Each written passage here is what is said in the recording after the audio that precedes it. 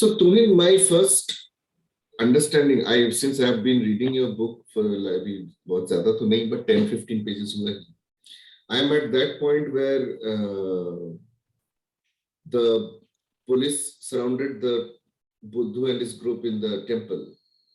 They did not expect that. The ambush. Mm-hmm. Am I audible? Yeah, I can hear you. So it's pretty interesting. Now, what I find is that the way you start the book, you're a literature, if I may put it correctly. I find that everything has got a screenplay element. So do you, when आप शुरू करते हो एक ही बार में, you think that कि if it is dramatized, people from our generation didn't grow up wanting to become authors and writers. So writing happened by default. So we have manufactured a style of our own. Since I have been a part of the entertainment industry and written screenplays in the past, it is but natural that some screenplay elements also make it into my book writing. But I think it makes the entire experience for the readers more visual, and I think nobody has a complaint with that. No, absolutely not. Yeah. It becomes all the more interesting. Like, I was reading through it and then I was thinking ki it is a screen-ready book. If somebody has to make a movie on Birsa Munda, he can definitely have a one reading of the book and everything is just there. And the director or producer can just directly make a movie out of it. So why did you choose Birsa Munda kind of leader? So Birsa Munda, I would say, is my coming of age. And when I say coming of age, it's not coming of age in the way it is mentioned about Rahul Gandhi. Every 1 year you say he's coming of age. But Birsa Munda is my coming of age as an author, I would say, because after writing about multiple subjects, I think I'm one of the very few writers who has experimented with every possible genres, right? From romance to political thrillers to a parenting book from a dad's perspective. There is nothing I have not written. But I think there was a craving to move inwards. Jharkhand is my Janma Bhumi. Mumbai is my Karm Bhumi. Delhi is my Karm Bhumi. Both of them are Karm Bhumis, one political, the other for survival and livelihood. I think it is my inward journey. It is my journey to discover more about the place I have grown up in. Jamshedpur, where I grew up, is barely 80 or 90 kilometers away from the epicenter of Birsa Munda's revolution. There are multiple places both in Jamshedpur, Ranchi, and across Jharkhand named after Birsa Munda. So throughout my growing up years, there was a curiosity to know more about this legendary freedom fighter, but unfortunately, there was very little authenticated material to study. So I think, thanks to Honorable Prime Minister Narendra Modi, who has invoked the legacy of Birsa Munda so generously in the last 8 years, I think there was a natural craving for me to discover more about subaltern freedom movement and the tribal freedom movement, and that is where this journey began. And do you think that this kind of people like Birsa Munda, like my question was basically, but these are, from the mainstream, these people are long forgotten or probably didn't even find a place in the first place in the mainstream. Right. So there are, I don't exactly blame the historians. Not just Birsa Munda, the entire tribal thing as well.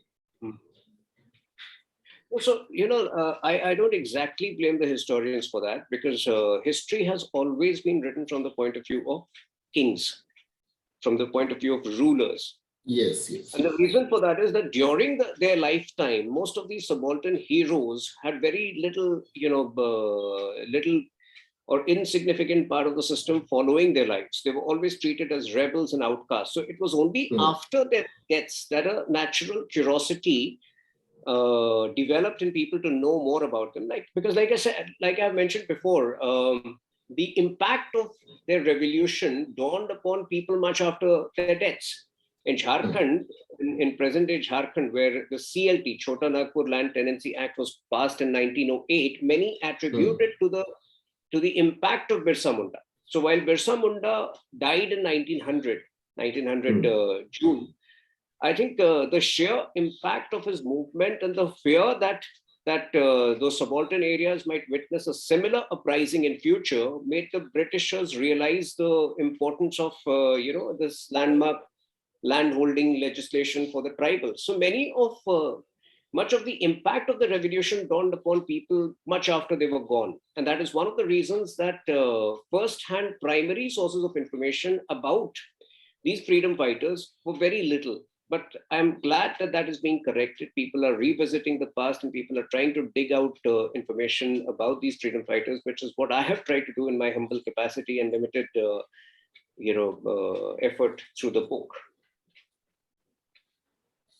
So that brings me to my third question.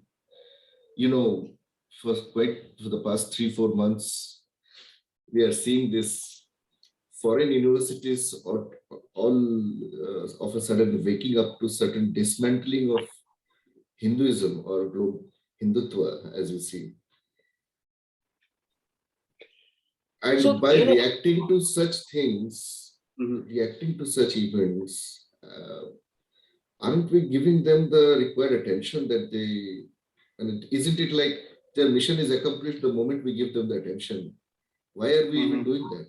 Well, we can simply ignore them, because by a conference or a few conferences here and there, a Hindutva is not demolished. I mean, what is your view on this? There is a larger communist Islamist nexus which has developed in the world, and I have been very overt in saying this. Some of the pseudo-liberals are very fascist by nature. Rather, they are also pro-Islamist by nature. And I think this combination is something that the world needs to be very watchful of in the years to come. So that is where this entire Hindu phobia or the dismantling of genuine Hindu narratives begin and have their roots in. Agreed. The point is, if we react to such things, isn't their mission already accomplished?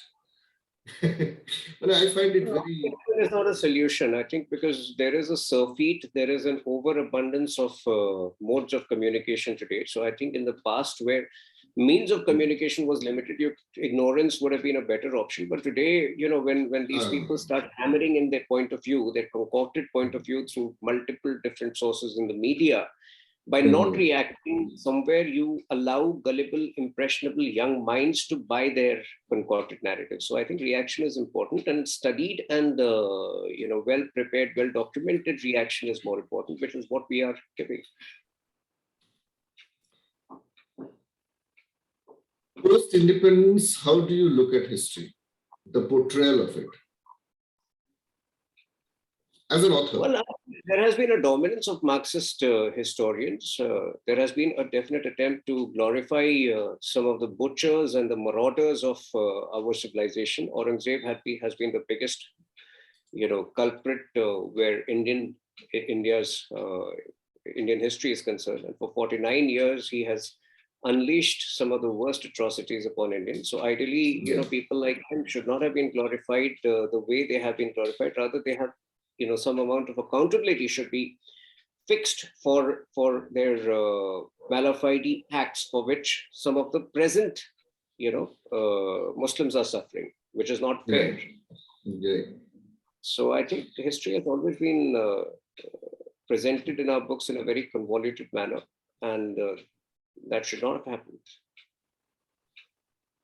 And anything alternative, suppose an alternative view is presented, it could be Tuhin Sinha or it could be Vikram Sampath. They are all attacked by.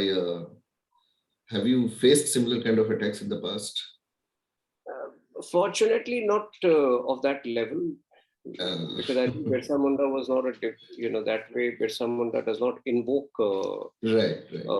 hatred from anybody, thankfully. Right. And but I think that is part and parcel of the whole game, and I don't think one should be really scared of these attacks. These attacks, on the other hand, should only strengthen our determination to stand up for what we believe in.